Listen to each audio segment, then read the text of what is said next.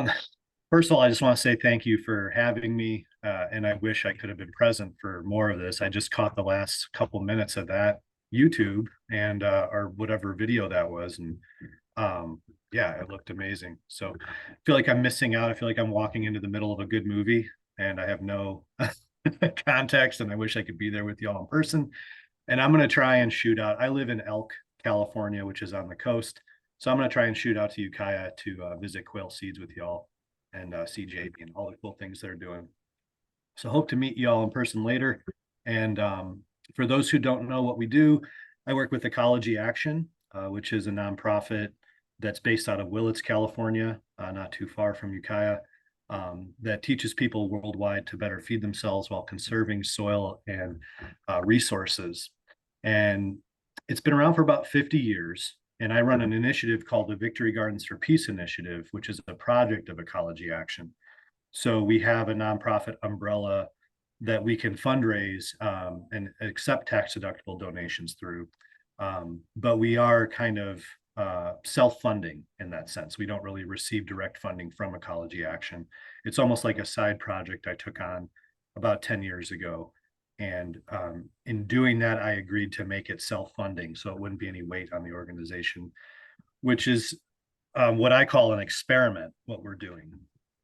So I didn't want to take up too much resources to do that experiment. So from the beginning, we tried to make it self-funding. And one thing I heard years ago was that you don't need money, you need people. And so that was really the approach that we started with. And it's just something that I really take to heart. There's a lot of nonprofits out there looking for money, and some just get in the habit of seeking grants and then trying to find what to spend it on. And where I like to come from is to not really ask unless you know what you're asking for, and to not really, take anything that you don't need. And so that's kind of been a core principle behind the seed bank, in addition to building community through saving seeds. A couple of years ago, I went to the Organic Seed Alliance conference with, was it Gary Fowler, who was the keynote? He was one of the leaders behind the Svalbard Seed Bank. And it was a fascinating presentation, but it really put into perspective what we were doing in contrast and what so many others are doing with seed libraries and seed banks, where I see the seed libraries and seed banking work that's happening worldwide as really community driven and a community accessible resource. Whereas something like the Svalbard Seed Bank and many national seed banks, there seems to be layers which keep people from being directly involved. And all of us know that the best way to keep seeds alive is to actually grow them out and not, keep them in a freezer for 100 years or whatever. So I appreciate what they're doing there, but I do feel like that's not really accessible to our people. And for me, in my culture, in my area of the world, I see one of the biggest challenges in the future is getting people back to the land and growing food again. And in addition to having more farmers, having more gardeners. I think that's really the backbone of food security. And so accessible seed for that growing movement of gardeners and small farmers is really important. So this is what our seed bank kind of likes to focus on, is people and different generations and being open. Over the years, we've had to actually kind of pull back on being so open because we're also trying to grow the seed. And at one point, we kind of hit the point in our evolution where we were having so many people visit the seed bank to get seed in the spring and the fall, which were the busiest times on our mini farm, that we were not able to actually garden our farm much. We're finding we were spending a lot of time talking to people about their gardens and their farms, which is one of the best parts of having a community seed bank, is that interaction and hearing the stories and fueling each other's creative spirits behind this work. So we started to go and open our seed bank to the public once a week, just on Fridays. And then when COVID hit, we actually went to online ordering, and we'll talk more about that.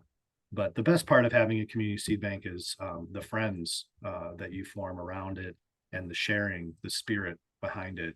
It's a really hopeful and inspiring thing. So I'm calling this an experiment in growing, sharing, and preserving seeds. We started back in 2013, and we still are in, I feel like I'm a beginner every day with this work. Um, so I always kind of feel silly talking like I'm invited to talk about what I know I'm talking about. But to be honest, every day we're learning new things and trying new things out. So I'm approaching this and sharing, where we've come to this point and looking down the road, what direction we're heading in. The picture on the left is our seed garden, which is a bio-intensive garden that does a lot of research, growing food with a goal of closed loop sustainable food production, which includes seed production. So there's these 8 principles we follow with bio-intensive agriculture to strive towards sustainability. I'm sure many of you are familiar with them. If you'd like more information, the book How to Grow More Vegetables kind of encapsulates the whole thing. But the seed saving part of it is one of these 8 principles that I have a passion for, and we kind of spun the seed bank off of this garden producing this seed. We do a lot of seed exchanges. We were just at one yesterday. The Anderson Valley Seed and Science Exchange was an amazing event that's been going on for decades.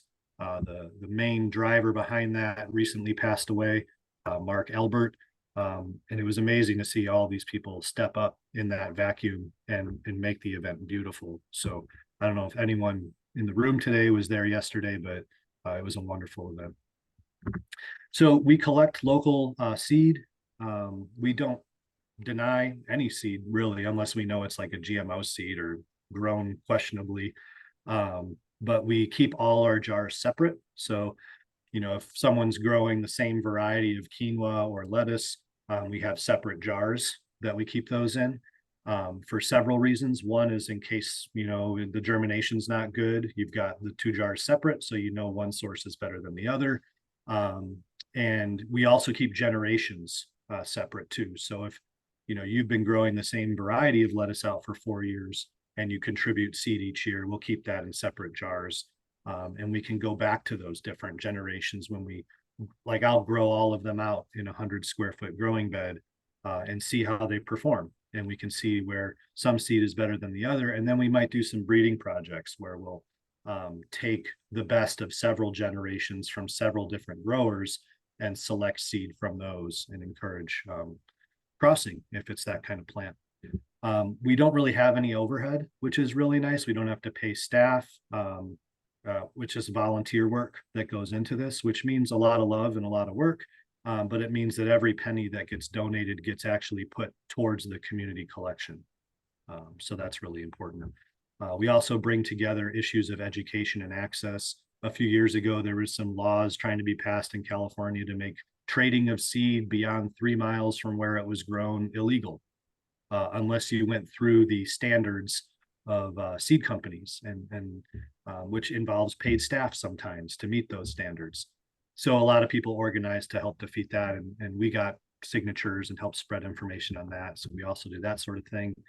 We also order or offer support materials, educational materials to help seed savers, but also to use the seed bank to get people to grow more food locally. And so to help localization, which also means that we have to do that sustainably. So some of the work we do is kind of helping communities assess their soil and water resources and determine how to use what they have most efficiently to produce soil, seed, and food.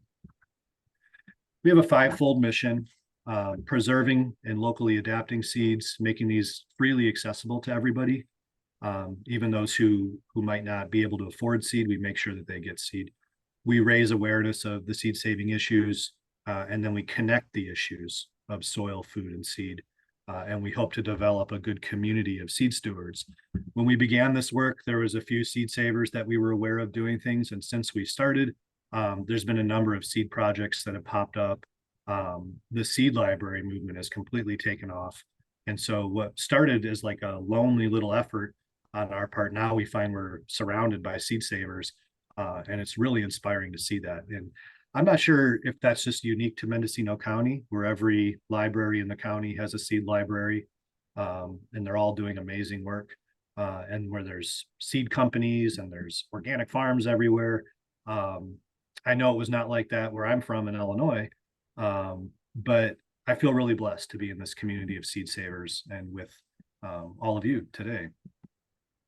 We like to have people send pictures when we give them seed, and show us the seeds growing and to be able to share that. And that's one of my favorite parts of this work, is actually hearing how it went, um, getting feedback. Did the seeds germinate well? Did they cross? That's one of the big challenges, is when you have a community seed bank or seed library, a lot of people, don't really have experience saving seed, and so they don't know the importance of isolation measures, or keeping certain varieties. I don't want to use the word pure, but true to reliable characteristics that we're looking for when we order red Russian kale. Um, and another challenge is, uh, there's a certain amount of learning curve for people where they feel intimidated to even start. So we don't like to weigh people down with too much information, or although I can be guilty of that many times, but I try not to give people too much information or make them feel like they don't have the information to get started, or they don't have the confidence. The main thing is we support people to try, and we tell people that there is no failing. It's all about learning. Every day is about learning.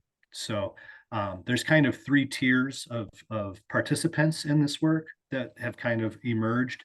One is the gardener who takes the seed and grows it out for food.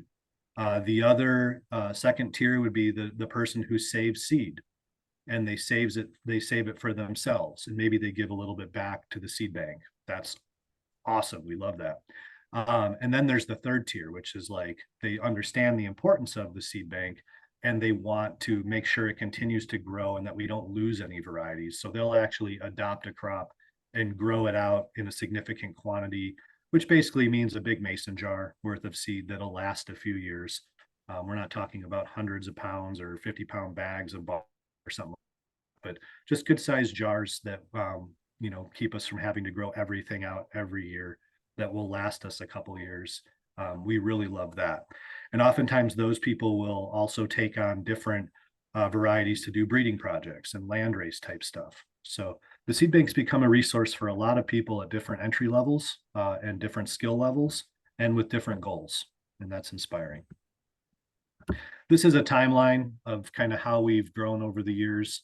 There were a couple key points where Ecology Action used to run Bountiful Gardens, and Jamie Chevalier and her family, and several in Willits and in Ukiah were a part of that amazing seed company for decades. And when they shut down in 2017, a good amount of seed came to our seed bank, which boosted the collection and gave us a lot more to offer.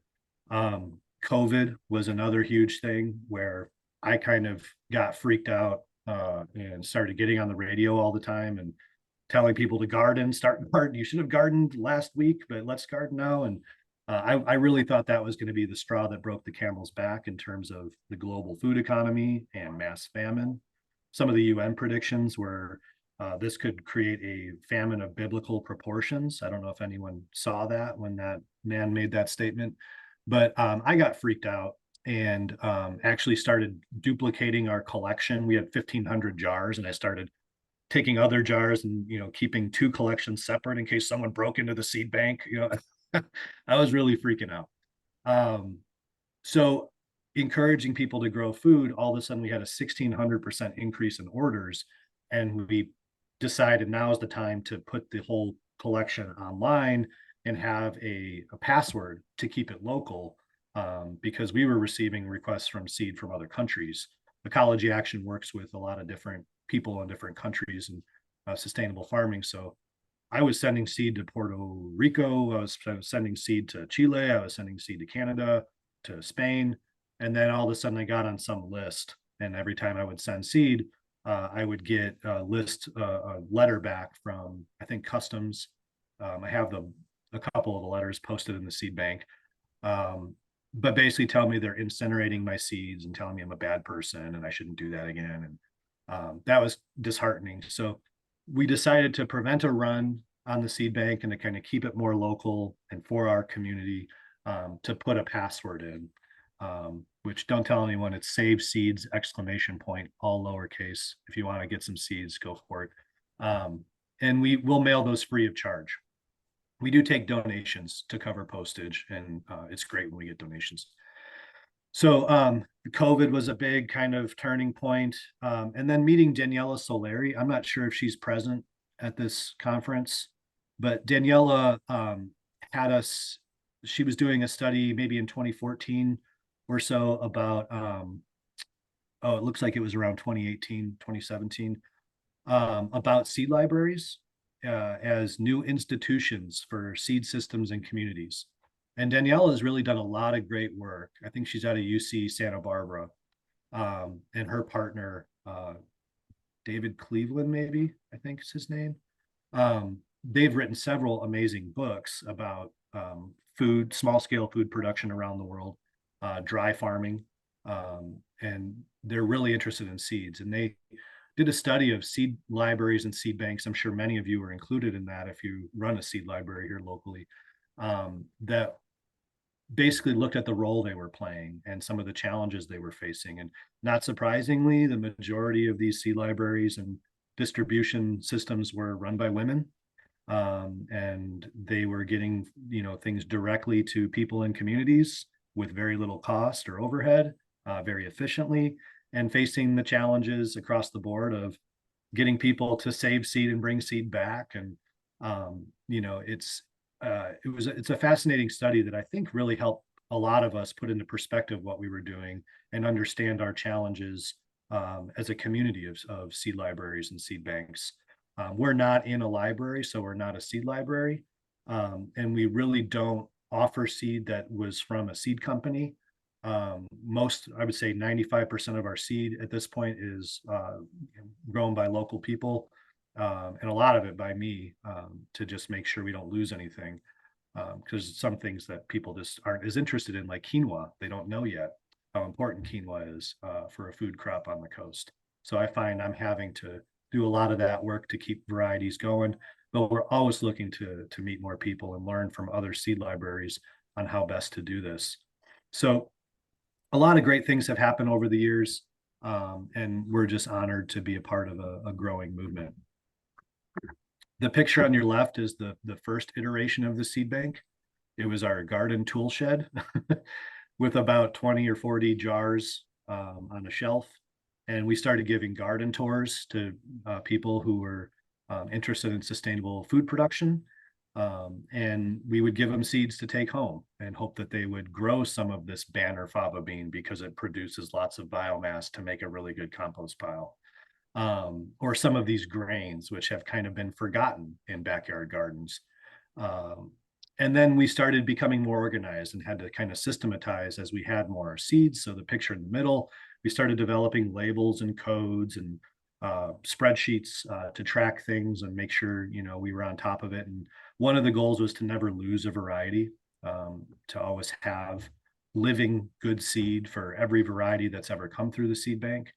And then on the right, you see the latest iteration of the seed bank, where we have an old dried flower shed located at the Stanford Inn in Mendocino, where our garden is. And there's 1,500 jars in there. And we had to build a little library ladder to get the shelves up higher. And then I had a nightmare in the middle of the night one night, which coincided with an earthquake. And I saw my jars of seed fall off the shelf into a big pile of a rainbow assortment of sizes and shapes of seed. And I was horrified. And there was an earthquake that night. And I decided at that point that we needed to actually figure out how to earthquake protect the seeds. We're at a place where 3 fault lines come together. And there's probably a couple earthquakes a year. They're generally below like 4.0 magnitude. But in Humboldt last year, 2 years ago, just north of us, I think on Christmas or some holiday, there was a good earthquake that destroyed a lot of houses and left some families homeless. So we want to make sure our seeds are earthquake protected. So we started wrapping the seeds in duct tape so that they would like have a buffering. And then I was like, you know what, let's just go plastic. I hated to do that. I was not wanting to do that. But we started putting things in food grade, long-term plastic which I feel conflicted about, but at least I know the seeds are not going to break. And there's another reason why we did that, which I'll go into in a minute here. We have a difficult climate. We're a temperate marine climate, similar to what you see all up and down the coast of Northern California up into Canada. So in the summer, when seeds want to finish and ripen and the sweetness and they want to dry out and be mature, we get what's called August, and we get like an entire month of fog. Some things like lettuce, which are really particular with moisture levels once they've gone to flower and seed, we have a terrible time trying to save seed for. We also have water in it with boron that's illegal in most countries, the amount of boron that's in here, but the US EPA doesn't put a limit on boron for drinking water. But we have a sodium absorption ratio in our water, which is like the sodium and the magnesium and the calcium ratios and the bicarbonates factored in.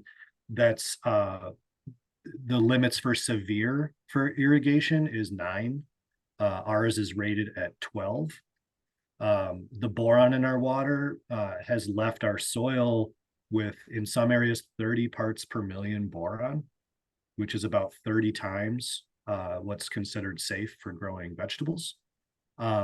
There's no data I've seen that says that it's not safe to eat those vegetables, though we do see a lot of like morphological issues with growing certain things. I've tried 80 bean varieties, probably more than 80 at this point, but last count was 80, and 3 of them actually did anything.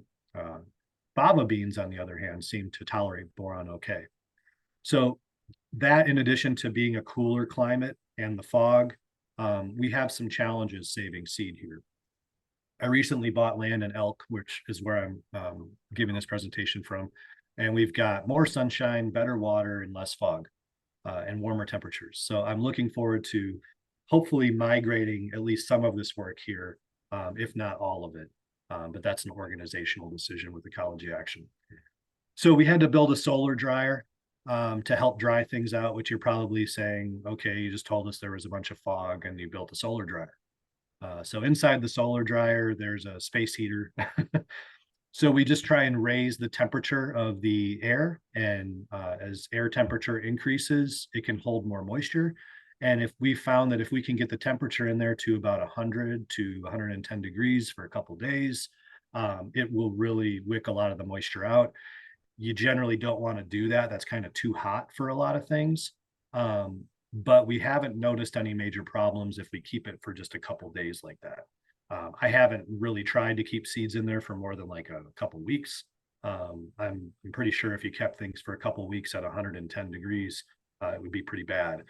The rule of thumb that we followed in our garden, which maybe you guys have a different rule of thumb and would be willing to share with me publicly or privately that it's not the right rule of thumb, is that if we take our temperature in degrees Fahrenheit plus our humidity and we try and keep that below 100, we're in good shape. So after we dry things out, we'll put them in jars with silica gel, and we'll make sure that humidity stays down. We use the color changing silica gel, which also tells us if we were successful in drying things down enough. If there's still moisture in the seed, it will change color, that gel will, and then we can heat that gel back up and make it work again for us to desiccate and dry things out. But it will also keep that moisture level down so that even if our temperatures go up, God forbid, 75 degrees on the coast is about our high temperatures that we get here, which I love going inland to jump in the river and experience heat every once in a while. But, you know, let's say it got to be 80 degrees in the seed bank on a really hot day. If in the jar, the humidity levels around 10% or something like that, we've had the experience of feeling like we're in good shape in terms of the correct conditions. So we found ways to overcome the challenges of humidity, of cool temperature, trying to finish things, proper storage, and those sorts of things. The water situation is a whole different challenge. There's also a lot of chlorine in the water. So it's been a learning garden. There's been a lot that we've learned from the challenging situations that we've been growing in. This is a graph of how we've grown over the years in terms of the amount of accessions. We call them accessions, and an accession for us is any different variety is a different accession, and then any generation within the same variety is a different accession. So we have a variety of quinoa called Quechua quinoa, which an intern smuggled in their shoe when they came to our program years back. And it's one of the most beautiful quinoas I've ever seen in my life. And it grows maybe 8-9 feet tall in our garden.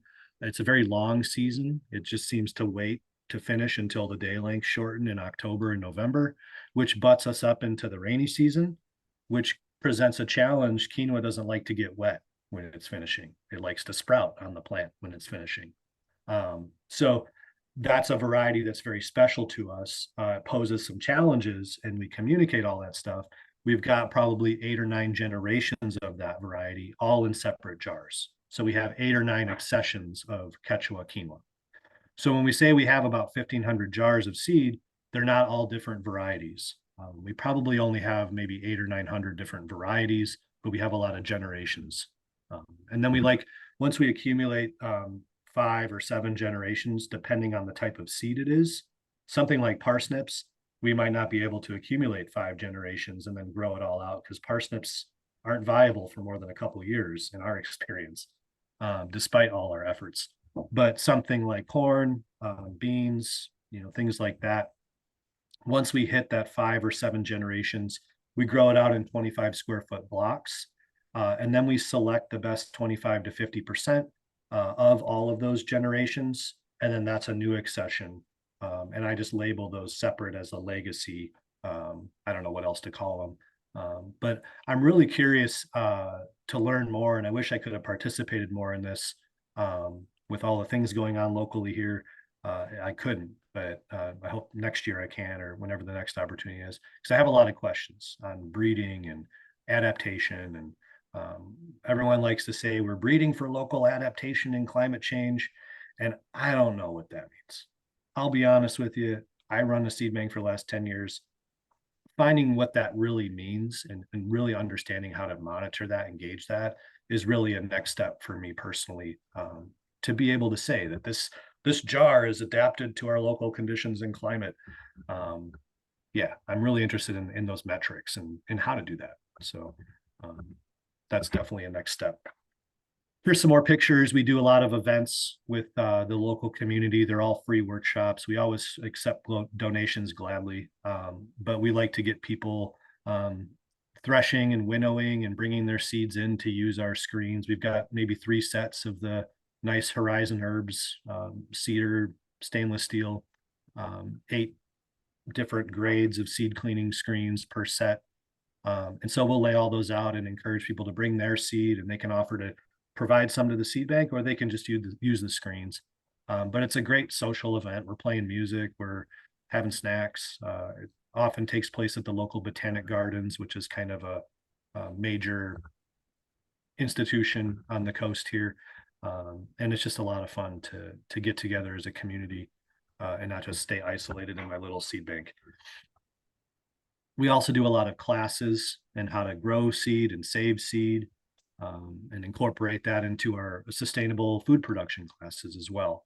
So we've got a 4-day workshop on saving seed, and then we've got 8-month internships and all the way down to 3-year apprenticeships and all these sorts of things that incorporate seed saving into a greater sustainable food production curriculum.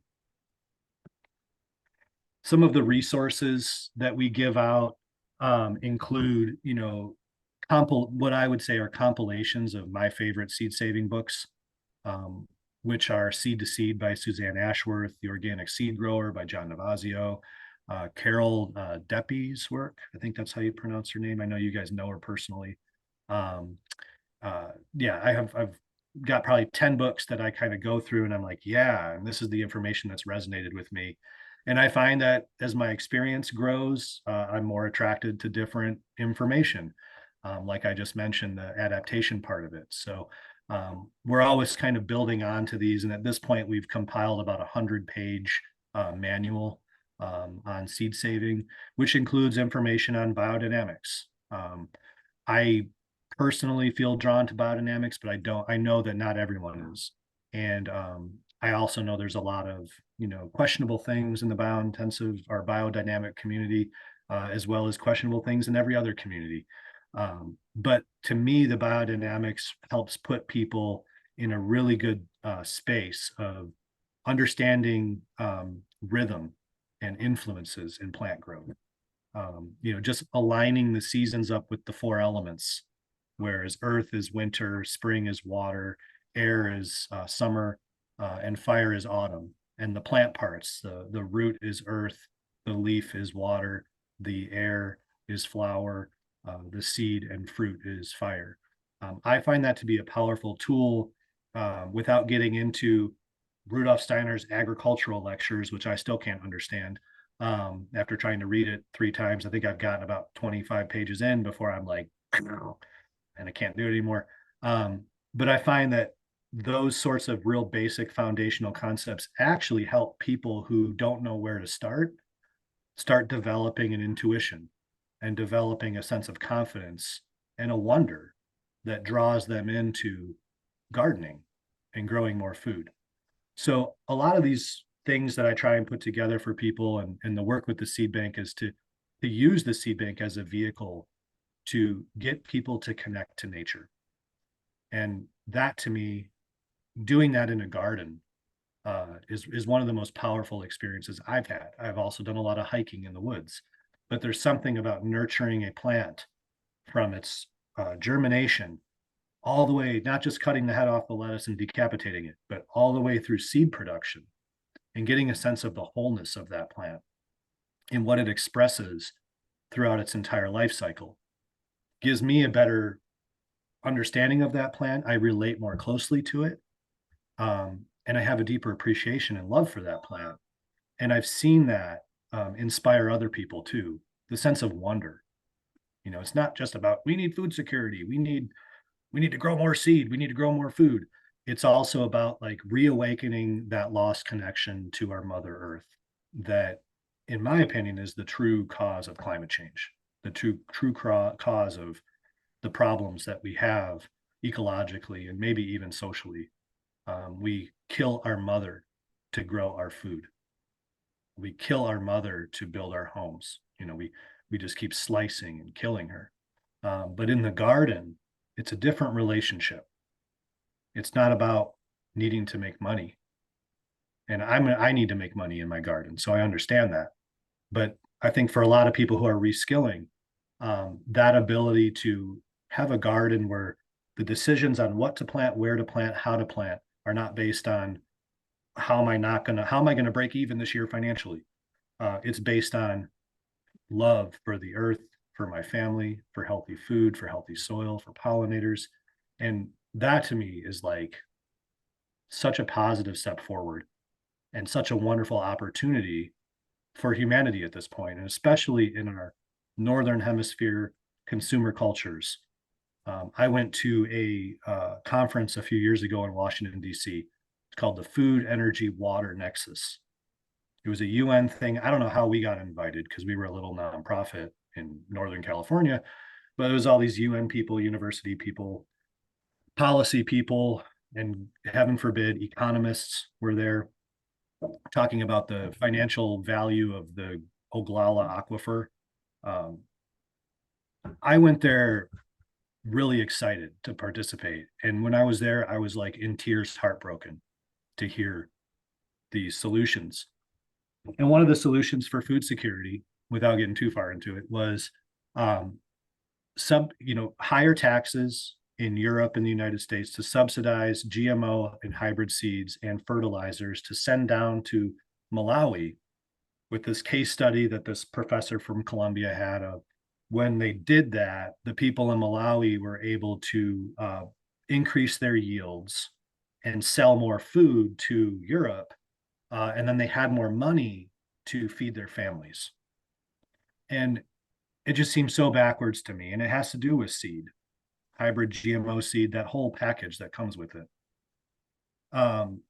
Rather than just taking our foot off of their neck in Malawi and demanding our soil and water resource to feed our consumer-based cultures, rather than honoring who they are and their traditions and their foods and what they need for their communities, the solutions being presented by the United Nations at this conference was more exploitation and giving a little bit more money to them so that we can continue to take their soil in the form of food and keep them kind of trapped. And so the seed bank work and this work about reconnecting to nature, I see as having very profound implications and very opposite to that consumer-based hole that we put ourselves in. So this work with localization and the seed bank and all these things, I think is some of the most important work in the world. And I think that we need to replicate it. And that's a big part of what we do as well, is providing support for other seed banks and seed libraries, be it replicating collections, sending over big boxes of, so we have some redundancy of rare varieties within the county or within the region. Or for people who want to start projects, we have some leadership programs where we teach people how to create resolutions. One of the things we have is the Garden Friendly Community Resolution, which helps organize. It's a tool that people can use. It's a template that basically says our gardens and our seed banks and our seed libraries and our school programs around gardening and our nonprofits supporting gardening all are very important to our community for climate change, reducing violence, reducing depression, increasing health and happiness. And we provide scientific peer-reviewed research on that so that communities can organize and pass a resolution like this in a housing association or at a university or a school or a county or at a city level to support these important projects towards localization. So we really believe the seed bank's a positive vehicle and that it's really fun, if nothing else, to embark on these projects and spread this good information. So I mentioned the 3 different levels or tiers of participation. And so we have our seeds organized into lists for these people. So the gardener's list for people who just want to grow food or herbs or medicine, fiber. We've grown a lot of interest in flax recently, which is really cool. And you know, there's just a lot of different varieties in there. There's the seed stewards list, which is the ones who want to grow seed out and save the seed, and rare varieties that are getting older or in smaller amounts that need refreshing. And then the seed breeders list contains all of the different generations of different varieties, so people can have fun with that too. We offer people up to 12 free packets per order. We started finding that beyond that, the price and postage jumped up. And without just doing things on donation, we were concerned that if we gave more than 12 free packets per person, we would actually start paying more in postage than we were getting in donations. So we decided to keep it at 12, but don't tell anybody. If you want 13, go ahead. But we just tell everybody 12. And oftentimes people don't even read that and they order 20 and we send it out, and that's fine. I just fulfilled an order for 150 seed packets the other day. Please don't do that to me. But I admit I have a problem saying no with that sort of thing, because I just love that someone ordered that many seeds. If they don't grow them out, I'm going to find them and I'm going to take some of those seeds back. I know who they are. So I have their address. So about 99% of our orders are fulfilled within 72 hours. We've got a lot of other projects. We help build community gardens too and all sorts of things. So there's a lot going on, and especially in the springtime, it's hard to get everything done immediately, but it is a priority, and we love donations. So this is our website. You can go to victorygardensforpeace.com and you just click on that seed bank tab. That's right there. And then a little, some information about the seed bank will pop up, and then it gives you a place to put in a passcode. And I'll put the passcode in chat. I know you in the room probably aren't watching the chat right now, but it's all lowercase, save seeds, ! There's some subliminal messaging in there for people when they type in that passcode. So you click on that tab that says quick seed bank access if you don't want to read all the jargon below, and then you type in that password, and this is what pops up. This is the gardener list, and so you see everything's organized alphabetically. We include the Latin name for things, and then the seed source. You see the code in there where it says JJMBG. That's Jamie Jensen Mendocino Botanic Gardens, grown in 2019, and it's the second generation. FA Mex, that's Freddie Armengol from Oaxaca, Mexico, 2019, at least the second generation. He didn't know, he forgot how many generations he had. So we keep those codes, and so that helps us also line people up in our growing community. So on the coast, we've got where I grow, which is about 100 yards from the bluffs, where we get, in addition to those weird situations I was telling you about earlier with our soil and water, we get salt spray from the ocean, which is another challenge. It could be 55 degrees and cloudy in a salty haze, which is actually really nice to breathe, but not so good for lettuce seed. And then you go 5 minutes up the road and it is 90 degrees and sunny. So when the inland temperatures rise, it draws the cold ocean air inland and it condenses out in fog for us and gets trapped in the coastal range, and the redwood trees filter it. It's really important for us, and it's beautiful. I love it. But it is a challenge to grow. So point being is this region, just within, a couple miles, you might have 50 degrees temperature difference in one day. So some of these people who are growing in Kamchi or Willits, as an example, it's a completely different zone than the coast. And we also have seeds for those zones. So keeping these sources, in terms of my beginning to try and delve into what is adaptation and how to, what is climate change adaptation in our seeds? How does that look? It's important for me to keep track of these sources and help line people up. Maybe the people from Willits who are growing that slow bolt lettuce, they should be getting that kind of lettuce and not the coastal lettuce that's going to bolt in 5 minutes in Willits. I don't know. It's fun to play around with those things, and we always encourage people to communicate with us and let us know how it grew, and let us know if it crossed or if there was poor germination. Every 2 years, we do germ testing, which is quite an effort for 1,500 jars and 2 volunteers. And it takes maybe 6 or 8 months. But that helps us stay on top of it, but we can't do it every year. So certain things like onions and leeks, which don't last too long, although we've had some experiences with leek seed lasting quite a bit. It's nice to get that feedback from the growers themselves. On the right, you see is what we get when someone fills out the form on the website. It's a real quick form. You just fill out the number of the seed that you want that's listed, like Amaranth says 1, 2, 3, 4 over there. Maybe you want number 4, Love Lies Bleeding. You just write that into the form, and then it comes to us like this, and then your address is on there, and then I just mail it out to you the next day. So it's pretty, at this point, it feels pretty streamlined. It sucks to not have the people come in and talk to me for 3 hours about their garden. I love those conversations, but it also takes a big chunk out of my day. So the website ordering has allowed us to be a lot more efficient with what we're doing on all levels.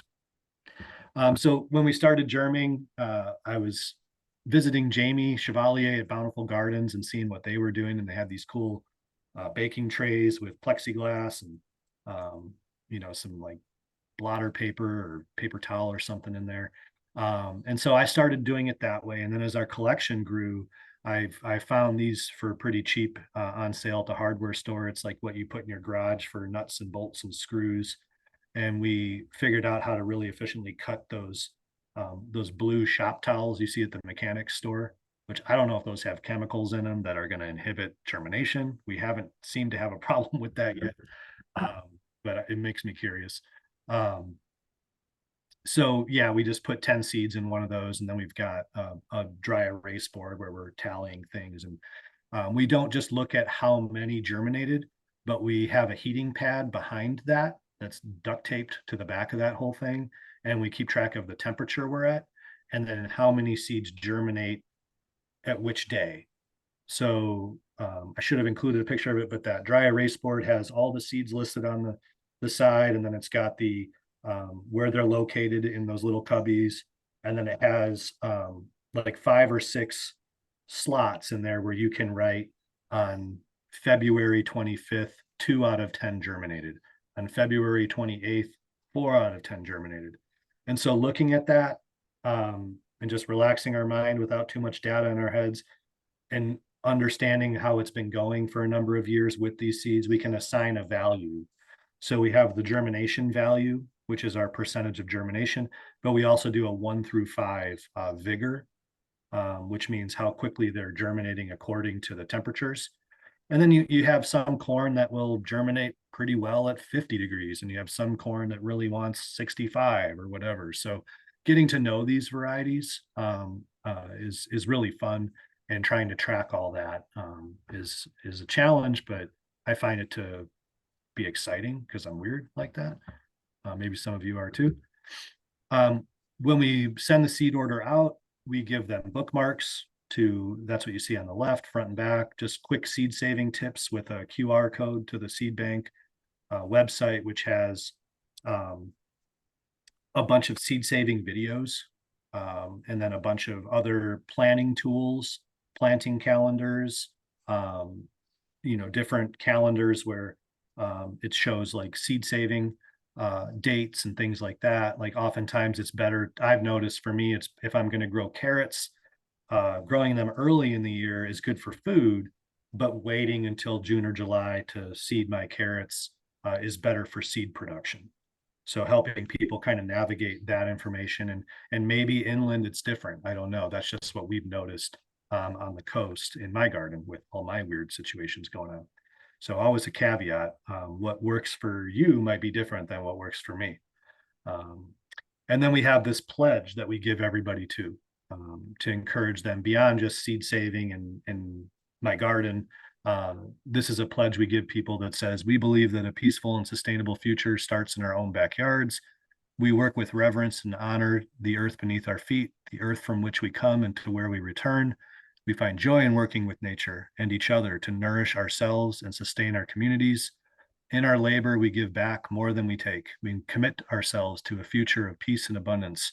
We take this pledge for future generations and for the earth, which nurtures all. We pledge ourselves towards victory and bringing back this sacred relationship and reconnecting to the greater web of life. So we try and get people to feel that what they're doing is really important beyond just themselves, and a part of a much more important movement in the future. Here's some more pictures, people who have saved seeds and sent us pictures of their gardens. It's really fulfilling and gratifying to see people growing their seeds out, and such wonderful people in our community. I moved here because Mendocino County is the kind of place where, you might not have even met your neighbor because it's so rural. And then you meet them for the first time and you find out they're doing the coolest shit that you've never even heard of, like building some free energy machine in their garage or something. So there's all sorts of interesting people out here, and amazing gardeners, just totally amazing gardeners. Blown away to visit these gardens and see what people are doing. It's really, really, it gives me hope. Without all that, I'd probably be pretty depressed. Some of the challenges we have, reskilling people who are, just learning how to grow healthy plants to maturity. That's a problem on the coast. Things just kind of want to drag out. They don't want to just mature abruptly and be done, which is good because maybe shattering doesn't happen as easily, but getting people to make sure that they get things all the way to maturity is really important. And good procedure through cleaning and storage. Sometimes people will just like drop off a huge landscaping bag full of broccoli seed. So we try and show them, oh, well, you have to clean it, and you got to do this. And so that's always a little bit of one of the challenges. Donations to keep it going. I don't even want to say it's a challenge because every year we've broken even with like an extra 1,000 in the bank to make sure we have a buffer. So I have, instead of calling it a challenge, I call it a faith, that this work is honored in our community and it's important. And so I trust that it will always be protected. And I think with a lot of nonprofit work and a lot of work like this, it comes from the heart. So even if the money doesn't show up, it doesn't go away. So encouraging people to save seed and preserve varieties. I included this little text on the right because I'm running into this, and maybe some of you are too. I love land racing. I think it's great, but there's some language in the land racing community that's become an actual challenge where people are wanting to take a lot of the rare varieties that we have and just land race them all together, and don't see the importance of preserving those varieties and keeping them unique, in addition to land racing. And some of the language I've come across, and this is from Lofthouse's book, where he says every heirloom is inbred, and the stories behind seeds don't matter. And yeah, I find this language to be, especially in a community of people who are reskilling and they come across this, it's not helping preserve the genetic diversity, which is paradoxical to what land racing is all about. So I think, the land racing, I really believe is super important, but in what we do, creating language that doesn't create divisions that are unnecessary with, saying things like all heirlooms are inbred. Because I've had people coming to the seed bank and actually saying that in the last year. Well, why do you keep all the jars labeled? I mean, why do you want them separate? And it's like, no, like let's let's not throw grandma out with the bathwater, because a lot of these rare old ancient varieties that people have had good procedure to maintain that reliable characteristic and production, that give us the qualities that we really value. We owe the people, sometimes hundreds of generations of people that have cared for that seed and grown that out. And I really think that needs to be honored rather than just thrown to the wayside. So communicating that with the seed bank has become more important over time. Our current site conditions of climate, soil, and water are challenged, and we're running out of room. So that's something too. And then natural disasters, we have earthquakes, floods, mudslides, fires, you name it, we have it out here.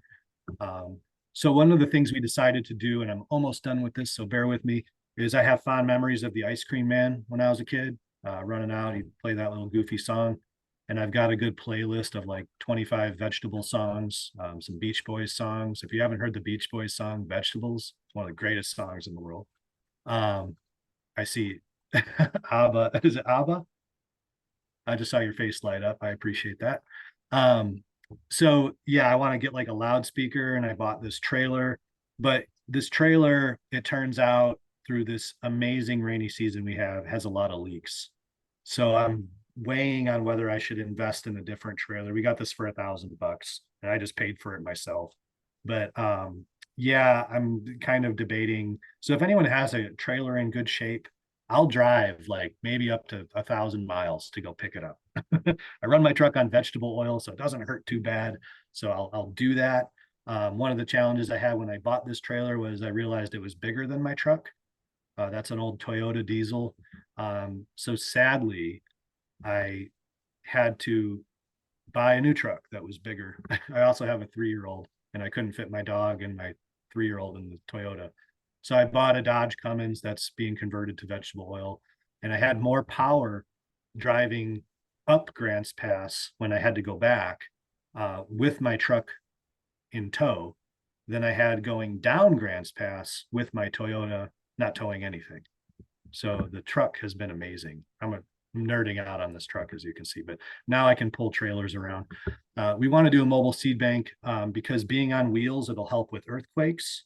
It'll help if we have an emergency or a fire. We can travel to events or schools or community gardens.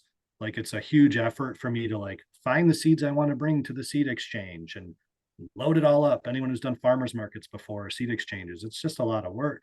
So I want to just bring a trailer and then sit out in a lawn chair and have people go inside and get their seed. And then when the event's over, I just drive away and I don't have to worry about anything. I can spend more time with my daughter. We're going to put some murals on the side of it and tell the stories behind seeds, like different cultures and different styles of histories of maize and beans and potatoes and things like that. And we're hoping it'll be a memorable experience where when we roll through in a couple of weekends in the spring and play music through the neighborhood, you know, old ladies and little kids come running out to get free seed, and we go to parades and throw seeds out the side of the thing. I'm hoping that that'll be a powerful experience for people. If you'd like to learn more about what we're doing, there's a great documentary called In Nuestras Manos, made by a local filmmaker. We're featured in that. You can go to Earth Lodge Studio and see some video of the seed bank, and also some other seed banks around the world in Kenya. And you can go to Ecology Action at growbiointensive.org, we're a project of Ecology Action. And you can find more about the sustainable gardening methods we do there. And then victorygardensforpeace.com is unique not just to the seed bank, but also a lot of our local programs and not so local programs. So I want to thank you for your attention. I appreciate everything you guys are doing, and I look forward to joining you this afternoon. Maybe there's a way I could get directions to quail seeds if I don't make it there on time, because it's going to take me an hour or two, and I realize there's a great presentation after me with Southern Exposure that I don't want to miss. So I don't want to leave right now. So if there's a way for me to meet you guys later at Quail Seeds or wherever, I hope to see you. Thank you very much.